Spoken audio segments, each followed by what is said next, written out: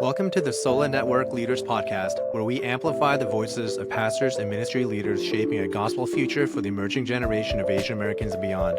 We hope you enjoy hearing different perspectives from various ministry leaders throughout the U.S. Welcome, everyone, to SOLA Leaders Podcast. I'm Will Chang, one of the Board of Trustees, and today we had the opportunity to engage and to talk and learn from Faith Chang, who is an author, a blogger, servant leader. She wears many hats because she generally is one of the most gifted people that I've come across. So Faith, thanks for joining us. Thanks for taking time to talk to us and that we can learn from you. Thanks, Will.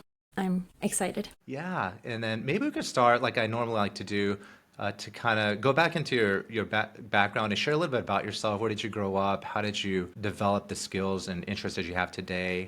And share a little bit about your background, please. Yeah, it depends on how long you want me to talk for. But I know you guys, I know we're not talking about my whole life story here. Let's see. So I grew up in New York. That's where we are now. My husband and I and our 4 kids, we serve at a church on Staten Island, New York, one of the 5 boroughs of New York City. I grew up in Brooklyn, New York, went to school in the city, and kind of generally was on the East Coast through my church experience, growing up in smaller Chinese immigrant churches, and then went away for college, did campus ministry out on the West Coast for a few years after graduating, came back, did seminary, got married, and are serving the local church now. So that's like the general broad strokes of my life, but feel free to ask about anything specifically from there. Yeah, that's great. I mean, I know that we both went to Westminster, Philly, seminary in Philly. What years were you there?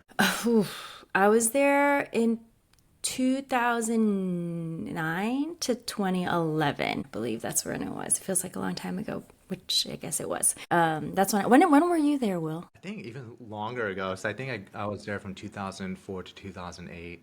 Right. Okay. So we did barely have, passed we each other just for a missed each couple years. other. Yeah. Well, that's great. And what campus ministry were you serving when you went out to California? It was it wasn't a large campus ministry. It was a campus ministry that was affiliated with one of the local churches there when I was out there. And so That's great. Well, Faith, maybe we could start off, and there's a ton of different questions that I do have to kind of pick your brain and your experiences, both in terms of gender, but also in terms of Korean American versus Asian American, maybe even Japanese American. But maybe we could start off, and then if you wouldn't mind sharing about your leadership experience. You could start anywhere you want, maybe campus ministry, or even now or any point, both in broader leaderships. I know you're one of the board of trustees for SOLA, but how has that experience been like for you as an Asian American woman? How has that leadership experience been for you, if you want to share about that? So like I said, I grew up in Chinese churches. So excuse me. I'm sure we'll unpack some of this later, but I do think it's important to distinguish what I mean when I say my Asian American experience, because it's kind of located in Chinese church, but also Chinese immigrant church, but also East Coast. And so there are many different types of experiences depending, like even within the Chinese church, depending on where in the Chinese American church, depending on where you are in the United States. But I think just even fundamentally, as I thought about this question of leadership and how being in the Chinese church shaped me in thinking about leadership, I think one thing is that I actually never thought of myself as a leader. So even as you asked that question, I'm like, am I a leader? And I remember applying not for Westminster, but applying for another grad program in a seminary. And they asked like, oh, what are, leadership? Do you think about leadership, and how will this help in your leadership? And then as I went through my experiences, I think there were many things that could be, even from when I was young, like growing up, probably a lot of us, like growing up in youth group, I was I think they called them servant leaders at our church, where I was trained in how do you lead a Bible study? How do you write a Bible study? Or even before that, like as a young child, kind of thinking back, I think after I became a believer, after I accepted Jesus into my heart as like an 8-year-old, the church that I was a part of, they asked if I would give a testimony. So as an 8-year-old, I stood in front of the stage and gave my testimony, and I think I said it in Cantonese too. So I remember asking my parents, how do you say A for admit and B for believe and C for Confess because I wanted people to hear this is how you become a Christian. And yeah, there were, I was part of the worship team, all these things that, and after that on campus ministry in my college, served at a ministry that was it was student run and mostly Chinese Americans. And I served on the team there, and it was called a servant team. And after that, after going to campus ministry, I did discipleship, discipled women, taught and led Bible studies, evangelized. And after that, in kind of the local church now, have done different things. I think that's just not necessarily because of my great gifting, but because that's what happens in a small church. It's kind of all hands on deck. Wherever you can serve, then you serve. So I've done kids ministry, but I've also formatted bulletins, but I've also, taught adult Sunday school, and now I work with teens teaching our high schoolers because, I love them, but that's also our need at our church right now. Because, like I said, small church, I'm sure a lot of our listeners will know what that's like. But all that to say that in all those things, I think there are things that people might be like, you're a leader, but I think one thing that's maybe I have appreciated and have learned and kind of internalized from being in the Chinese American context is church context is really understanding what it means that leaders are like servants. But it's not even like you're thinking, if I'm a leader, I'm a servant. Just the context for what it means to be part of the church and to have gifts and to utilize your gifts is serving. Like, how do you serve? And so, and I think it's different in different cultural contexts, but especially in the Chinese church, there isn't, for better and for worse, in the States. And I think this is, again, a generalization. But as I look at our Korean American brothers and sisters in their churches and how the position of pastor or the position of leader is a position of honor, and as it, in many ways, it ought to be, but an authority, but it's not quite the same in the Chinese American setting. Yeah. In terms of maybe how we see pastoral work or see pastors. I hear, from our Korean American brothers and sisters, you might not want your kids to be pastors, but you will show honor to your pastors. But in, this setting of the Chinese American church, kind of our pastors are, and in a good way too, are seen more as like people. They're just like a brother in Christ, but and a leader, and they could be honored for the ways as they serve, but it isn't like an automatic, like you have the title, you have the position, and so you have honor, if that makes sense. It's kind of like an earned thing, for better or for worse. And I think, though, that has definitely impacted the way that I've seen how I move through whatever life and what opportunities God has given me, because that mentality of, okay, if you're on stage, then you're truly a leader. Or if you have this role, then you're a leader, versus God has given us different gifts for different purposes and at different times. Your local church or the church as a larger church will need and lean on that gifts in different times. And whether or not that's a position where people would call it leadership or not, that's not really so much the framework. So I don't know if that's answering your question as much as I feel like fundamentally it's just a different framework that I have received and that I'm grateful for, because that's what like Paul talks about, right? He's, we preach, we came to you, right? Preaching Christ and ourselves as servants, like for Christ's sake. And for many, depending on the context where you came from, you're first thinking like, I'm a leader, and then what kind of leader will I be? I will be a leader like Paul was a leader. But the language of just being a servant of Christ, being a servant of God's people is much more prominent than being called a leader. And not that authority and, doesn't matter, not that being a head doesn't matter, but I do feel like the way that we use our words and the way that we frame what it means to be a pastor or what it means to be serving in God's ministry or in God's church in ministry, it is influenced by some of those cultural, just what we even conceive of, and our language too. But anyways, sharing that. Yeah, that's great. I do Do you want to come back to the topic about sort of the differences about between Korean American and Chinese churches with respect to the pastors? I would love to pick your brain about that. But before we go there, would you say whether you gave your first testimony Yeah. in elementary or even now, did you always feel as an Asian American woman like free to exercise your gifts in leadership? Because I definitely think you're a leader in many ways, especially if we define leadership broadly as just having a positive influence, moving people towards a direction. So you're definitely a leader, which is great. Did you always feel that your church or organizations promoted that it was encouraged? Did you feel free to exercise your gifts in leadership, or was it something you had to, as a Asian American woman, walk on eggshells, sort of look behind your shoulder, or what was that experience like for you? I had a really great experience. I think Good. that I have come to see only in my adulthood isn't the case for every sister in Christ, which I grieve, and at the same time, I think because of the positive experiences that I've had negative ones along the way, and I'm sure we can talk about that. But in those foundational years, through like growing up and through maybe up until through college, had such positive experiences that in some ways, and I think about it, like I feel like a little bit. I don't know if you watch Barbie. Did you watch Barbie? I did, yeah. I saw it I haven't. in the theater when it came out. I haven't watched it for a long time, so I could be getting this wrong, but I do feel like that kind of being in that world where I don't think the primary, again, the lens that we bring, the framework really makes a difference. So I don't think I ever was treated like I wasn't a woman or wasn't a girl, right?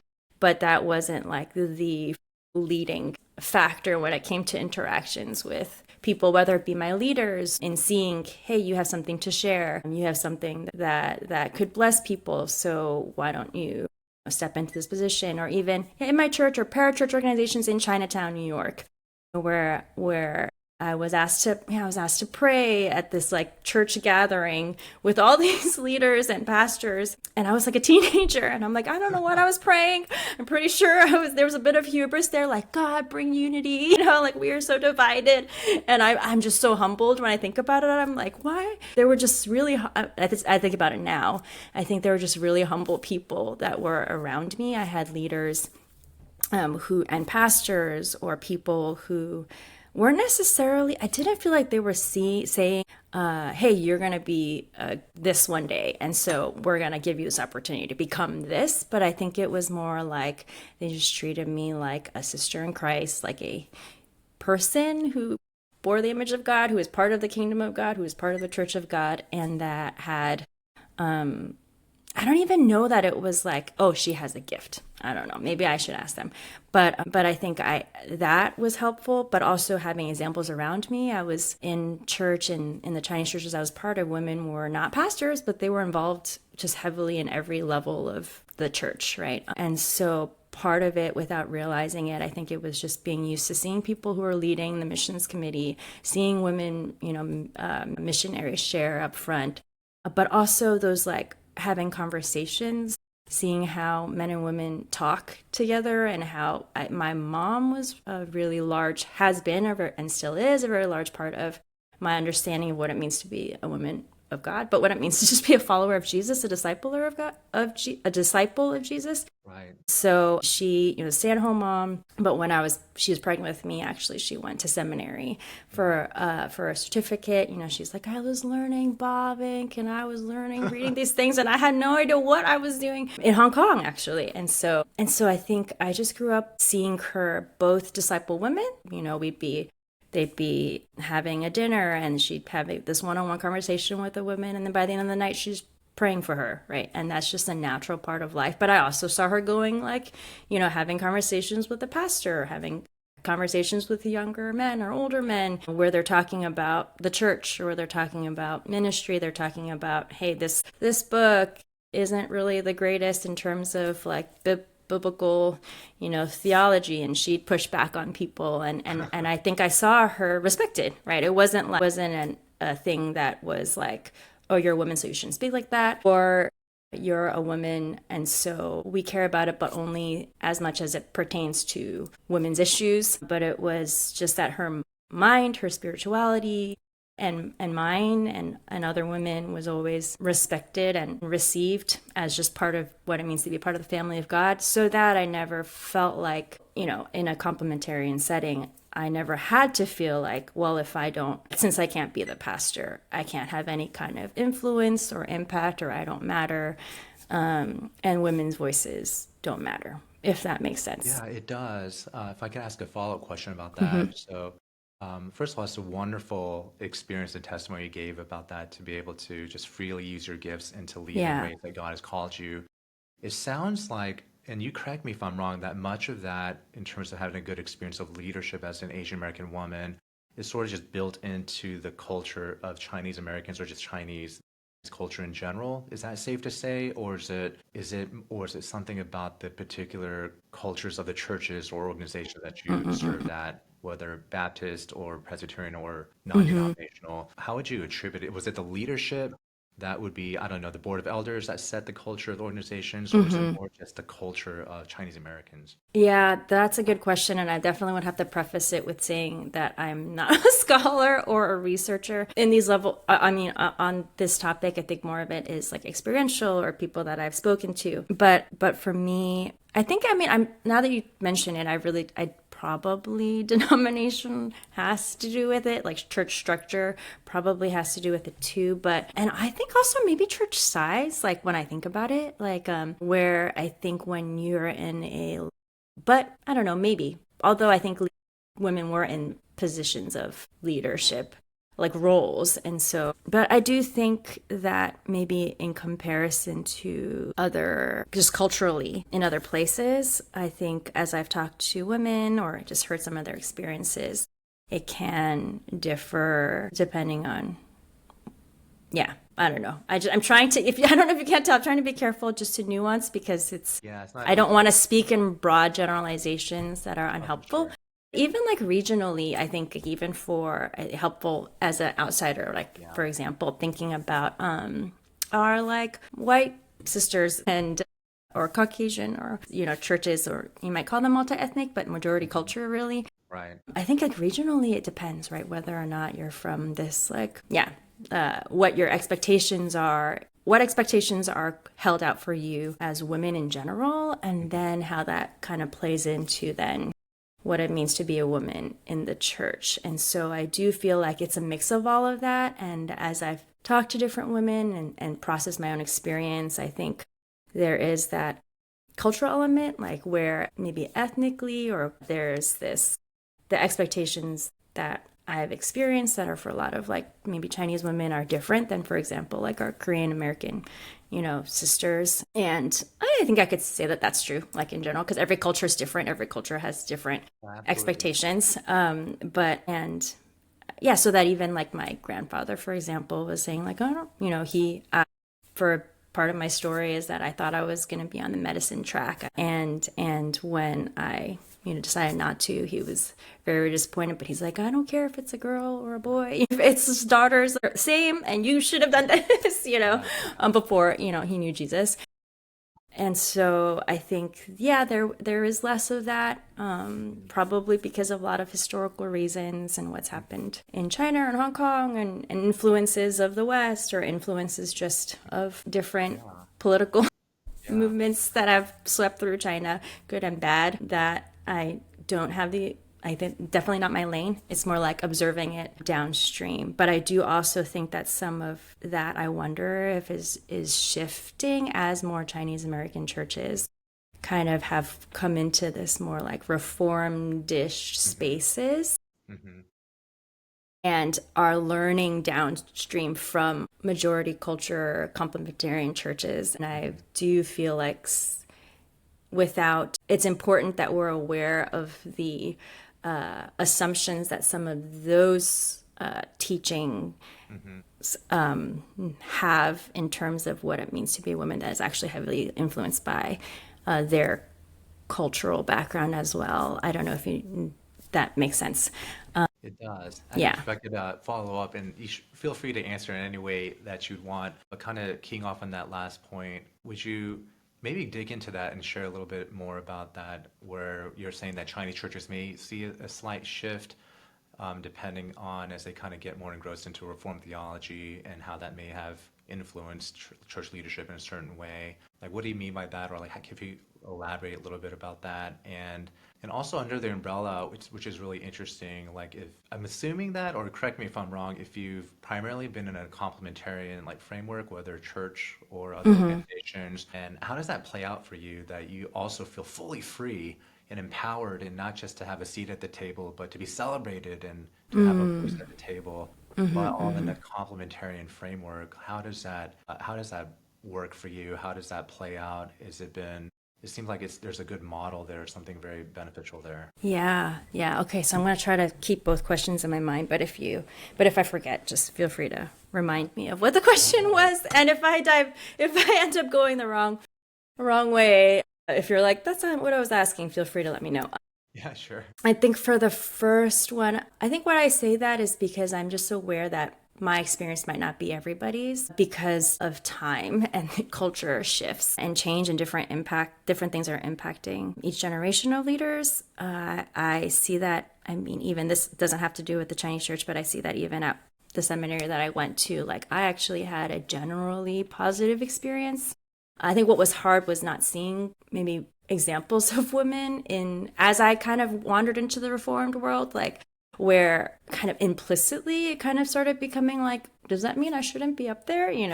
Especially if this complementarian position is from the Bible, right? And so, but still, when I was at seminary at the time, I remember even my doctrine of the church professor is saying, who is, teaching from a point of view that says that women shouldn't be elders, was saying like, hey, men, like if you don't have women who are speaking into your elders meetings, like you are being foolish. Basically, he said that, because there are some of the most godly women that I know, some of the godly leaders that I know, some of the most helpful preaching that or teaching that I've received. He probably didn't call it preaching. He probably called it, I think he said testimony sharing, like growing up, it was testimony sharing, that I received was from women. And so for you to miss out on that is very foolish. So even in that context, but I think even Nicolette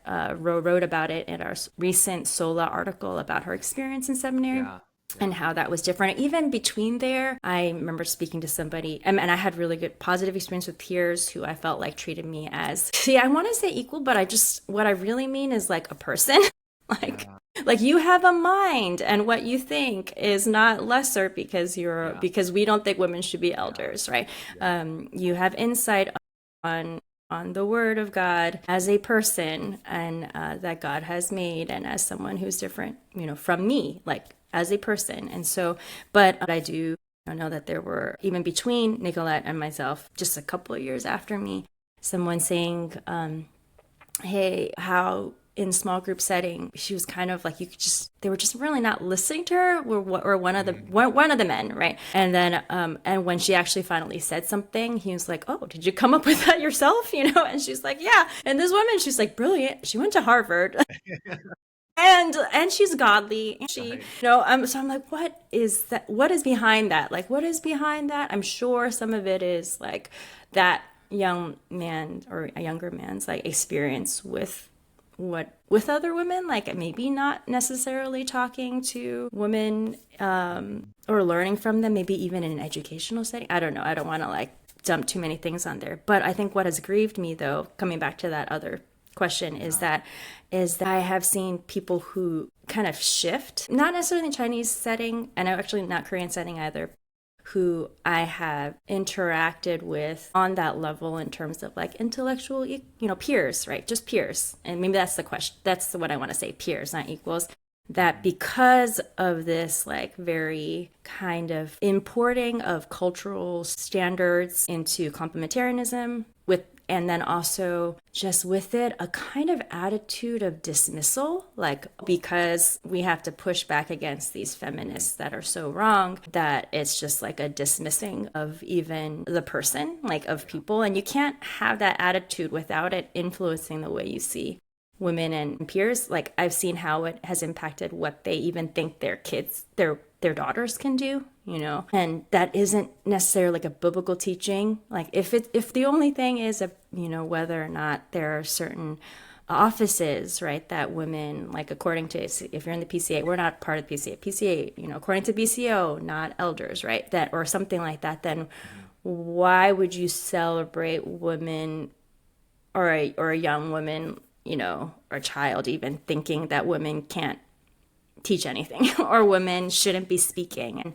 And that's very grievous to me. That is actually like this, from this outside, voices that seem to speak with authority and so convincingly, and yet with such cultural blind spots. Like even, I remember I was reading a book that I pretty much agreed with this like prominent author about what they think about women in the church. And then there was just like this throwaway line, which was, if a husband and wife, if they're making a decision about where to live or something like that, it should be according to where the men's profession is, career, right, comes first. And for me, I was just like that. There's just such a jump there in terms of maybe even assumptions about what it means to follow God's calling. Like, why is it wrapped up in career? Or I went to my husband. I'm like, am I wrong in this? Like, how would you counsel a couple? And he was like, I would say like pray. And I'm like, yeah. Like, why would that not be the first thing that came up? Like, why is there an assumption that there's either a call for man or a call for woman? And then it's like, well, then because of leadership or submission, then that has to come first, right?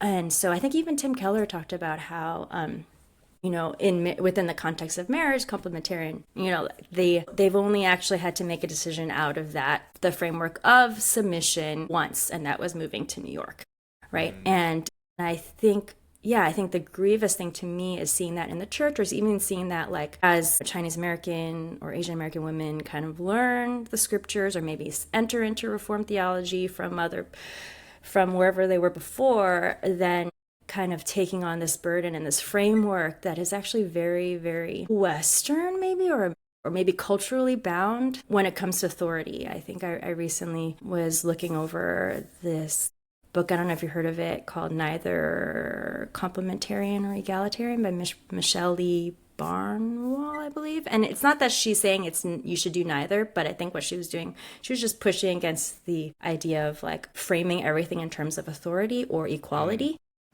And kind of, we could talk about that after, but I remember talking to a woman who was, again, like learning these things, and she was asking me about marriage, and she was saying, how do you submit to your husband? And I was just, and it's not that I don't believe that that's true, and it's not that I don't believe that my husband's the head, but that is not the framework in which I am generally operating, right? There's so much, and when I told her there's so much more in the scriptures about what it means to love somebody, what it means to be selfless in the way that you care for the other person, what it means to speak with gentleness and kindness and truth and grace, and that we don't even have to go there most times. And so I feel like, sorry, circling back to your question, I don't know if this is making sense. Is that I think what grieves me, because this was actually part of it, was a little bit of my experience where I came from that setting. And then I walked into first a different kind of Asian American, not Chinese American setting, where the gender roles were very, very much defined by culture.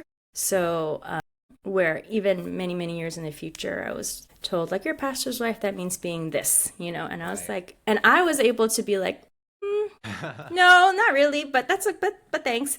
But I think if I had internalized that and grown up with that the whole time, that would have been really difficult. So there was that. And then it was being at this kind of reformed-ish world, even reading books, seeing speakers and not so much people I was with, where I did started internalizing, like, well, do I have anything to say? Like, really, if I say something, am I kind of treading upon this like authority issue that is unbiblical? And I do feel grieved that that is, first of all, that that is the case, that there are women who are growing up like that. Like I had women, women who said, who's again, like very thoughtful, very gifted. And you would think that she, because she's up front, like singing, that you would think she had this confidence. But then later on, she was telling me like, that's what I grew up thinking, that a woman can only do that in the church.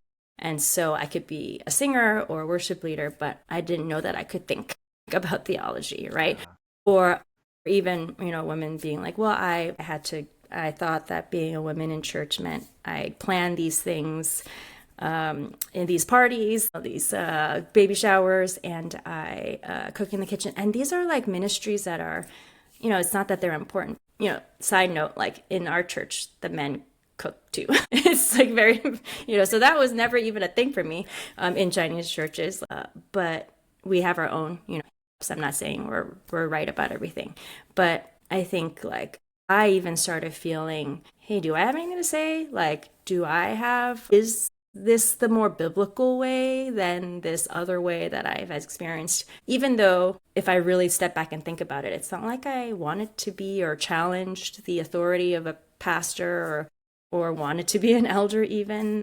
Just personally, that's never been just something that I even desired. And it has taken a lot of the grace of God, like definitely my husband being like, just do it to serve. Again, that like whatever you speak, whatever you say, whether you're standing on a stage or whether you're writing, it's if you feel like it can serve people, then you serve. Or brothers who I wrote with after seminary and were really like, where I was like, is this important? And who said, no, this is really important. We need to hear your voice about this. And it wasn't about women's issues necessarily, actually at all, most of the time, or even about being an Asian American, but just about insights that I thought were important for God's people to hear. And so that, I definitely lost your question along the way, Will. I'm sorry. No, you didn't. But You're actually, you touched upon very like insightful, important areas that do relate to the question I asked. If I get a little bit more pointed and to pick your brain, because you did make a very good point that as an Asian American woman, part of it is just treating people as people. yes. Made in the image of God, equal dignity, honor, and they have intellect and insights. And when I was pastoring back in California, some of the most helpful and insightful points were made by the sisters on my staff or just leaders within the church. So I absolutely agree with that. How do you, and this may be just more the Presbyterian PCA governance within the church, I think you touched upon it because you don't approach every relationship through the grid of authority, but maybe through service and love and openness. But as within a complementarian, maybe Presbyterian framework, and how do you process, or do you struggle with that sort of governance where a female can't be a ruling elder and you don't have a vote on the governing board? Call it a session in the Presbyterian. That position is not open, and so you could assume that there's freedom and the session or pastors really engage you and want your input and insights, but at the end of the day, you're not allowed to become an elder and ordained, and you don't have a vote. Does that sit well with you? How do you process that? Or it seems like it's not even on your grid, which is very interesting, because you don't want to approach everything through necessarily an authority framework, but as you mentioned, just through service and finding a need for the kingdom and trying to meet that need with a God-given gift. Yeah. What are your thoughts about that? How do you think about that as in a complementarian framework? Yeah. I am not part of the PCA or Presbyterian Church, so I think there is a difference in terms of church governance that So your church our is deacon, congregationalist? our church is, my husband's ordained with the CRC. Our church is currently in the RCA. So their church structure is so that deacons have a vote. I'm sure there were listeners that would be like, what? But so like, I'm going to turn off what she's saying. But I'm not, like, the thing is, like, I'm not a deacon. I'm pretty sure I will never be nominated because my husband's the pastor. Right. And so, but I think maybe, so I don't know that I can answer that question straightforwardly. I mean, it's helped me conceptually to be like, well, when I thought about the office of pastor, right, where I was like, well, it's not just all women. It's not just women who can't be pastors. There are many people who are not pastors. in the church. And I think maybe for me, what has helped is that just because I'm not an elder or a pastor or a deacon, right, doesn't mean that I don't have influence. And it's not that I'm seeking influence, but I think it's kind of that idea, like what you said, is where your staff, they gave you valuable insight that you received and took, and that made a difference in the health of the church. And so I think, like, for women who want to vote, right, it's not necessarily, I don't know, I can't speak for everybody, but I think it's because we care about the church. Like, we want our churches to be flourishing, we want our churches to make decisions that are honoring to Christ and good for the flourishing of the whole congregation. So I think ideally, I know this might be ideal, but like, ideally speaking, to me, I don't care who's making that vote, like who's making that, who the one is that's making those choices, as long as those choices are good, right? And so I feel like so this is again tangential. When I started working on our team, I'm not working there anymore. I had to step down just to make space for family and other things and work and ministry. But I was working at the Westminster Bookstore team. Shout out to the Westminster Bookstore team. I love them. The people that are there. There's no It physical. it is. But it's a small team, and I worked, really part-time, like super part-time. And one of the first evaluations that we had, I had to kind of give feedback, and one of the questions that I had to give for my direct supervisor I had to answer was like, do agree 1 to 5, like I am a valued and important member of the team. And I think I was kind of like, well, I'm like super part-time, so I don't want to say 5, maybe it's Asian, I don't want to be like 5, I'm like super important and I'm super valued. And so then I said 4, I was like 4, I guess, and then my supervisor, when we met, he was like, I noticed that you said 4, and he was just so concerned. He was just like, is there any reason why you didn't feel like 5? And I was like, oh, it's just because I'm part-time. And then he's like, okay. And he's like, okay, no, but like, you are so valued and so like needed. And we appreciate this input, these things that you do on our team.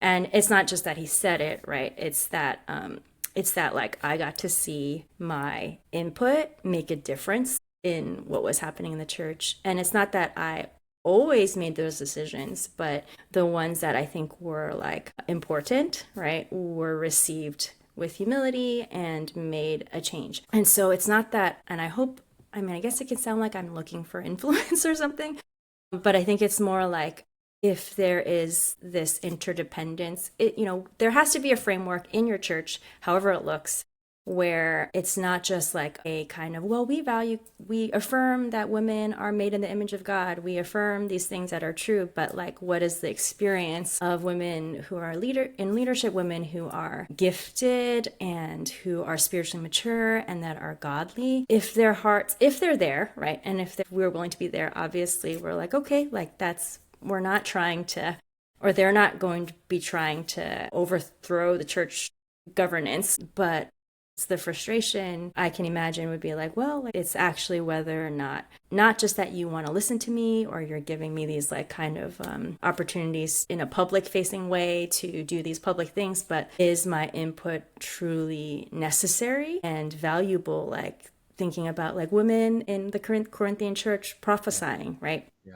Like, they prayed in public, they prophesied, and Paul, Romans 16, 10, I think, like, seeing all these people that he was coworkers, to greet, like 10 out of 20 something, 30 were women, right? And so like, is there that culture in that church? And Jesus, like, he actually like depended, and his disciples depended on women to supply their needs, right? So is there this dependence on our church, on the women that are in your church, just in general in church culture? I'm sure this is like extends to more than just like elders and women. Like, okay, as an elder, are you are people who are not elders treated not only with like respect and dignity? Of course, nobody would ever say I look down on them, but do what they think, does their insight, do their voice matter? I feel like maybe that if you are working from this certain church governance, that might be helpful to ask, not in just a defensive way, like, well, we're doing this for women and we're doing this and we're doing this, but like, honestly, and humbly receive, like, do you feel like truly you are a co-laborer in the Lord? And I think in my settings, like, and in SOLA, right, but also in our church or in different ministry opportunities that I've had, I truly feel like, well, we are like men and women, co-heirs with Christ, co-laboring with Christ, like interdependence in that way, so that I can flourish. And I think the women that are in those settings are able to flourish while still submitting to the church governance structures. Does that make sense? That does make sense. Yeah. One last question generally in this topic, then I want to switch gears to a different aspect of servant leadership. Yeah. And maybe if we zoom out a bit, because I know generalizations aren't always helpful, but sometimes there's still some fruit there. When you look generationally between Asian American women from baby boomers to Gen Z, sort of the typical assumptions about the younger generations, millennials and Gen Z, they're more in tune with technology, they're more in tune with the culture, definitely more passionate about certain aspects of justice. Do you see a difference in terms of a generational difference in approaching Asian American women leadership? Do you see different emphases between the generations, or is it just sort of depend? So I know we talked about geography in America, even globally. Yeah. Get your thoughts generationally, if there's anything that struck you in terms of emphases that different generations of women would emphasize when it comes to leadership. Yeah, that's a good question. I don't know that I would have any. Well, do you feel like there's a difference I think in so. men and women? Like, what Yeah, do you I feel like think is the so. difference? Yeah, I What do think you so. feel like is the difference? I mean, I think that there's, this is generalizations aren't always helpful, but I think I forgot where I heard this, but on a podcast, and it wasn't just Asian American people. But when it comes from like baby boomers to Gen X to millennials, it's a different way to manage them because they approach authority a little bit differently. And so, for example, the baby boomers, they just, you tell them how high to jump and just to jump, and they'll just say how high. They just want to do well. Yeah. They want to succeed, and it's about the broader place of the role to help the organization or culture. Gen X, which is me, they say it's a latchkey kid generation. So they you come home and parents are working, and you have to figure out your afternoon snack and turn on the TV, figure out homework, and so you learn basically how to do life by yourself. So that sort of in that generation, the generalization is that you can't really micromanage them because they're used to doing everything themselves. Give them the broad directive, but don't meddle and micromanage them because they can't stand that. And then the millennial perspective was that they call this, I don't know if I'm going to get in trouble for this, but they're sort of like the millennials are sort of the co-consulting generation like, from the parenting family standpoint, because, and I think I'm probably guilty of this too, where like with our parenting is like, what would we like to do today? What would you want to eat today? What TV do you want to watch? Do you want to go here for vacation? So it's a lot of, so that kind of one perspective is that built the younger generation to say that they're always in the room for decisions that are made and they're valued and seen and they're always co-consultants. And so when they don't have that in an organization, then it could breed, hey, this is lack of transparency. There's a misuse of power because that's sort of how they grew up. So I thought that was helpful. I'm not sure what that experience may have been for an Asian American woman or even more granularity on that. So yeah, I just wanted to see if you have any thoughts about that it seemed like you mentored a lot of even younger men and women perhaps, and so I just wanted to see what your thoughts were about that. Yeah, sorry, I'm laughing because I'm like, I can see that. I think I know what you mean. Also, because I'm going to defer on some of the generalizations. Yeah. Because I probably I would get in trouble, but also probably because I feel like it's coming from a place for me where you're getting older when you're like, start being like, oh my gosh, those young people. And so I think that what I'm trying to learn in some of those maybe tendencies where like, I think Gen Z in general, I don't know about women, are a lot more like kind of like, when it comes to this idea of like servanthood, and maybe it is like more about boundaries than it is about service, more about like, a position than, but I don't know, that's a generalization too. I don't think that's true for everybody, but maybe there's that first part. I think it is kind of true where it can feel like, well, can't you guys just take a little more, like, but I think it's actually helpful to listen. It was actually listening to Amy Poehler's new podcast, The Good Hang. I don't know if you heard about it, where, because I think they're older too. And then there are people that are come on and And they'll be like, oh my goodness, Gen Z. But then I think she's just like, no, but I feel so hopeful. She's like, I feel so hopeful in, and how like they are pushing back against some things, and some things about their work ethic, or some things about like certain, like about where they stand in terms of individualistic versus like communally. And I feel like maybe that's the difference generationally. I wonder if it's not just, I don't know, this is just off the top of my head, not only about like kind of Gen Z millennial, but like maybe first and second gen and third gen, because I mean I'm second gen, so after me is like third gen. So I think it also depends in terms of that, and of course social media and other things like that. But I think what I'm trying to learn to be is like, I need humility. I think that's what I'm learning as someone who's older. No, this is not your question. I know this isn't your question, but like, I need humility to be like, hey, what is it that you see? What is it? Do you feel valued? Do you feel like what you, what's important to you is being rightfully considered, even if it's not, the final say, right, all the time. And so I'm learning to be more humble and seeing like, I feel like being in the generation where I am now, where you still have leaders that are older than you're like still thinking about the people before you, especially if you're like second gen Asian American, always talking about first gen, you're always talking about what's happening there. But then having the next generation, it is very humbling. I don't know about it for you, where you're like, I feel like I understand the first gen now. Yeah. Where you're like, I get it, where some of this was actually also about maturity and age and wisdom. But now that I have been able to be self-aware about what was helpful and unhelpful for maybe us, how can we not do the same thing that we accuse those before us of doing? Oh yeah. It's not because they won't say it's because they're like first gen, but they'll be like, it's because they're millennials or it's because they're, Gen X, right? And so I don't know, not answering your question. That's just what I'm working through personally, I feel. Yeah, no, I think that was very helpful. I think it does touch upon the question. And I definitely agree that there's definitely sort of, as I get older, recognize that the things I used to blame the first gen Korean Americans is a lot of it I'm just repeating and doing that to the younger people under me. And so there's some things that we too easily brush off as either first or second generation culture or generational, but some of it's just more about humanity. This is just, I think, It what is. humans are across cultures. And so, yeah.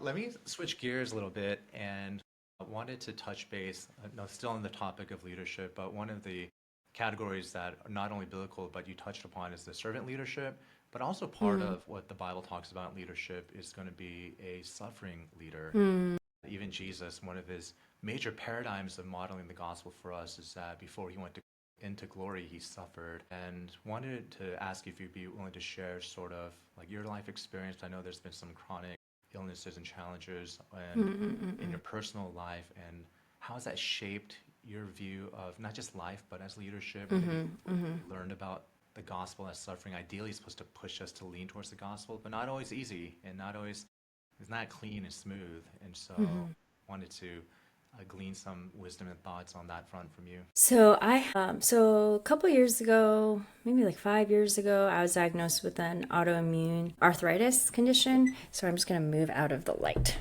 But it's a condition that I've had. It just never was diagnosed ever since I was in high school. And so just for some context, like chronic pain that I have kind of dismissed and just kind of pushed through and thought it was different things, that pretty quickly I thought I would have to fight for a diagnosis. But when I finally went in, they're like, pretty sure you have this, take some x-rays. And they're like, yeah, you have damage already. So let's start you on medication. And so for me, what that looks like is like in any given moment, if I pay attention to it, I'm in pain. And in many ways, it has just been like noise, kind of like that's how it feels to me, just constant noise. But also one thing that has, besides the fact that, that's physical pain, that's also kind of, there's this fatigue and also brain fog, where it all kind of comes together in that it just, in me not being able to do a lot of things, I guess, or as well as I want to, or as much as I want to, or even sometimes not even knowing if I'll be able to think, right? Like as a writer, like, I don't know if I'm going to be able to write today or ever. I don't know when the next time it is that I can think clearly enough to write something. And I think for me, maybe actually it was a few years ago at the ALC when I think it was Harold Kim who was speaking about 2 Corinthians 12, that that I really felt very clearly the Lord graciously speaking to me about this, and also some other struggles chronically that I have had in my life. Like, this is your thorn, and I give it to you in my kindness to keep you. And actually that seed was planted many, many years ago when I was out. Before even my diagnosis, I was out with one of my friends. She's also a pastor's wife, ministry co-laborer in the Lord, not at the same church, but for many years. And I say this because only a good friend could and probably should say this, which was just, I don't know, I think it was talking about being just so tired or being in pain. And she's just like, well, like, maybe it's like a good thing. Can you imagine how proud you would be if you could do everything you wanted to do?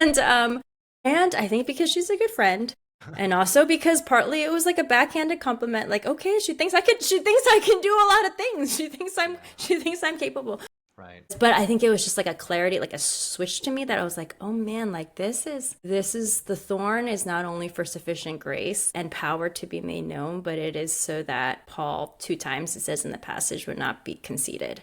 And so there's this pride that for me, has been like a constant struggle, like a conviction in my life, learning humility. There is a dependence that I think that I have learned that I am prone to make, which is depending on my own thinking, depending on my own mind, and to not be able to do that. And then throughout just ministry to be like, I can't, I literally can't get up, or I can't do these things that I want to do, has, I think, kept me close to the Lord and kept me from what I could be, like where any claim, right? Like even in writing Peace Over Perfection, I'm just so deeply aware that every page that's written there was a gift, like from God, where it wasn't even like, I have these thoughts, I have to get them down. I think this would be helpful, but like, God, I don't even know if I'm going to be able to sit. I don't even know if I'm going to be able to, like, when is the next, I think being in pain, it's like, I don't even know when the next time is that I would be able to have clarity to do this. And so in every moment where, if I didn't have that, would it have been from God? Yes. Still would have been grace of God, but I don't think that awareness continually of it, or even like would be that reality of like, in my weakness, this power is definitely shown as being from God, is so much more clear to me. Even just the keeping power of God. I remember like I was sharing at speaking at something last year, and somebody else was asking me afterwards, like, about kind of whether I was afraid of what people were thinking of me, things like that. And I could honestly be like, nope, I didn't even think about it, because the whole time I had a headache that I just like, as I was speaking to people, I was just like, I don't know what I'm saying. I kind of get what you're hearing. It's like through a haze.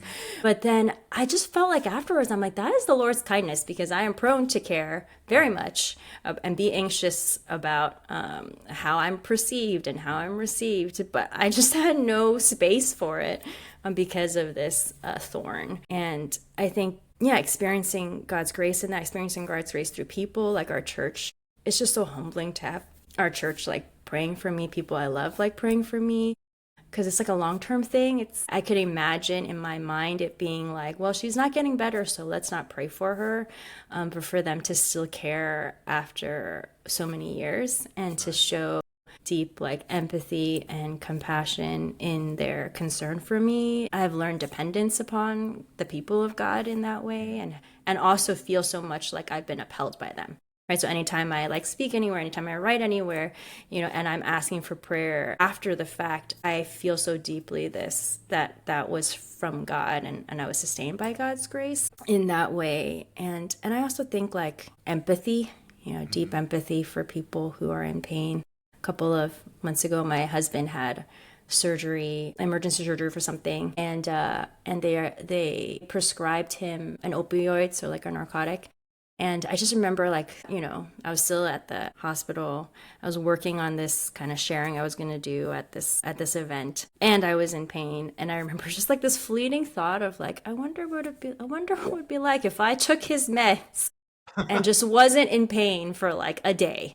And I think I never would have imagined, not that I would have done it, But I never would have imagined that one day I would be fantasizing about that, right? And I think there's just this empathy that God has built then in me of like what it can drive you to when you are in pain as I minister to people and I think speak to people who are in pain. But also, I think lastly, I know this is a long answer, but I think just seeing the beauty of like Jesus. I remember years ago a sister in Christ who's a missionary in the Middle East now, and she's had just so many issues in terms of like physically just throughout her life. And she was telling me about how, I think I really understand. I'm really so much more grateful that Jesus suffered physically for me. And I kind of like understood it in my mind when she said it, and I kind of like logged it, and I was like, oh yeah, I get it. I didn't say I get it, but I was like, oh yeah, that's great that God is doing that in you. But I distinctly remember, serving one Sunday. I also serve on the worship team after like a morning of where pain was bad, and then I kind of like was short with my kids because of my pain. And then during our just call to repentance, I don't even remember what it was, but just repenting from my attitude, like, and the way that I was justifying the way that I treated my kids because I was in pain, that I think it just hit me like, wow, like Jesus, like how you suffered, and in all of that you did not sin, right? And just being able, did I know that before? Like, yes, right? But feeling like how amazing it is that that was the case. Like, how did Jesus, like, even on that cross, even in that physical suffering that you were ministering and that you forgave, like, just how incredible Christ is. And so I think those are things that I'm still learning every day. I still push against my, the limits that God's constrained me with, and got stuck the other day on the way up the stairs because I was like, I can bring up this sofa. Or this chair. It was like on my back. And I got stuck, and I had to call my husband. It was very humbling. But I was like, oh, Jeff. He was like, what were you doing? And I was like, I thought I could do it. And there are just moments where I just do feel like if I were stronger, if I weren't this, and I could do all of this. But it is like a struggle, but it is a constant reminder of like there is such grace and kindness that God gives in the thorns, but also power and strength. Yeah. Faith, thanks for sharing that so vulnerably and authentically. I think that it could probably just be a whole nother podcast to kind of explore that, but I think you're sort of a living testimony to what the Bible says, that when suffering comes, it usually either hardens people or softens people, and it sort of reveals where your faith and your trust really is.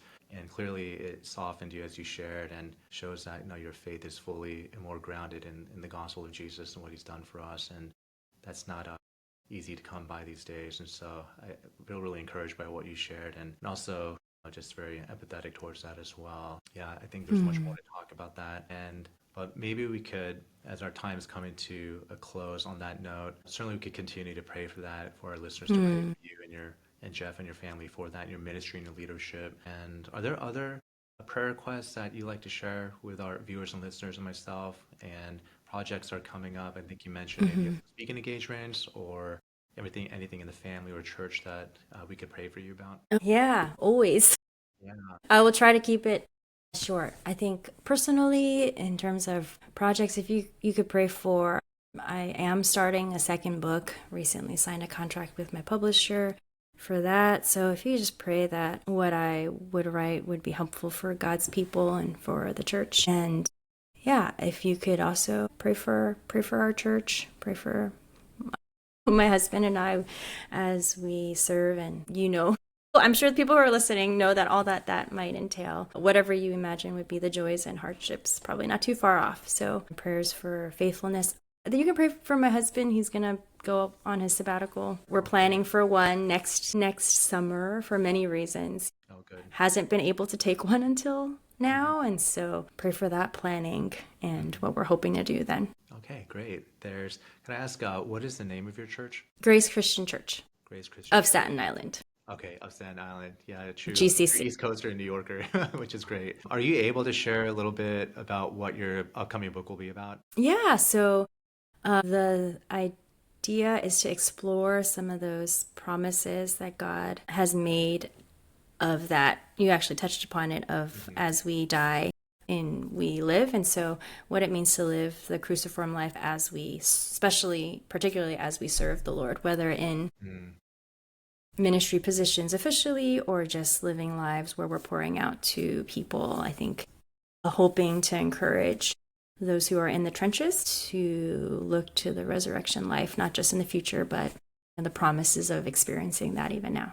Yeah. That's awesome. I think it's going to be, like your first book, a really big blessing to people, leaders, and the kingdom overall. So I think we're going to look forward to that, and we'll definitely keep that in prayer as well as your church. And so, Faith, I think that's the end of our time, but it was really helpful and insightful. I want to thank you for sharing your life and your insights through your life experiences and the giftedness that God has given you. We're certainly excited for what the Lord will do in and through you. And so thank you for your time and talking to us and blessing our listeners and our readers. So, and for our listeners and viewers, if you want to explore more opportunities for leadership, please check out our website at solanetwork.org. And please hit that like button on our podcast and our YouTube, and much more content to come. But Faith, thanks again so much, and nice seeing you again. Thanks, Will. Yep. I'll see you later. Bye. Thank you for joining us on this week's episode of the SOLA Network Leaders Podcast. If you enjoyed this episode, please like and subscribe to our YouTube channel. Give us a follow on Facebook or Instagram at SOLA Network, or visit us at our website at www.sola.network.